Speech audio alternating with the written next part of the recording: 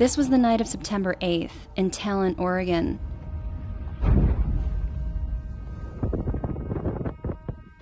The chaotic scene was the result of the Almeida Drive fire, a fire that ultimately spread through multiple towns.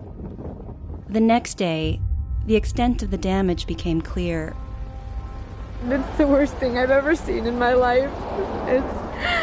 I had seen videos, but it's 1,000 times worse than I could have ever imagined.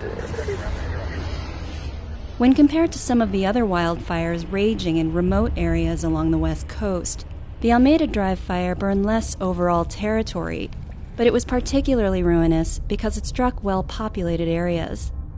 So how did it get so out of control? We analyzed satellite images, social media postings, videos, and first responder radio traffic to create a snapshot of the disaster's destructive 24 hours. It's late morning on September 8th, when the fire starts in an empty field on the northern outskirts of Ashland. Authorities suspect the fire was man-made. It starts right next to a residential area, and people barely have any time to respond.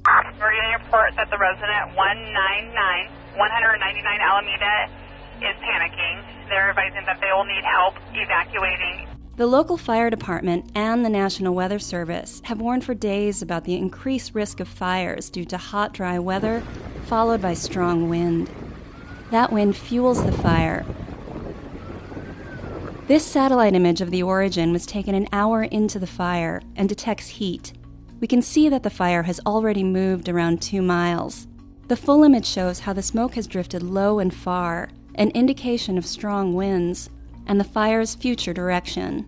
By total chance, that direction will take the flames along 2 highways that cross through 3 adjacent towns.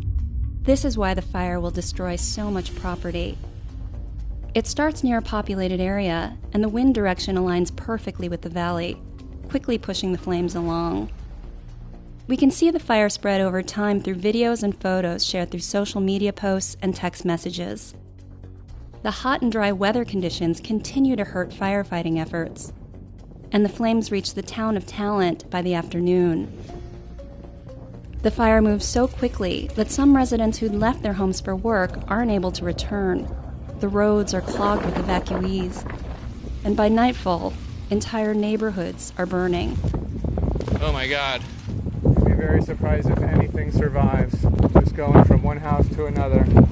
Beau Shaban-Debay, who's lived in the area for years, records the fire's progress live to try to let his neighbors know what's happening. I don't know what the address is. Debay's own house was spared by the flames, just barely. God, it's so sad. These are brand new houses they just put in. Destruction was even worse in the next town, Phoenix, where even larger parts of the city burnt down. The fire was finally stopped at the outskirts of Medford, a city of more than 80,000 people, avoiding an even larger disaster.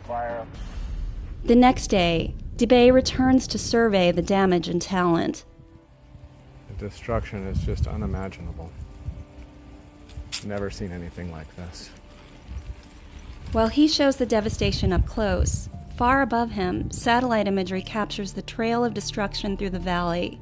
A senior housing community and businesses, and entire neighborhoods, as seen here, right at the Phoenix-Medford border.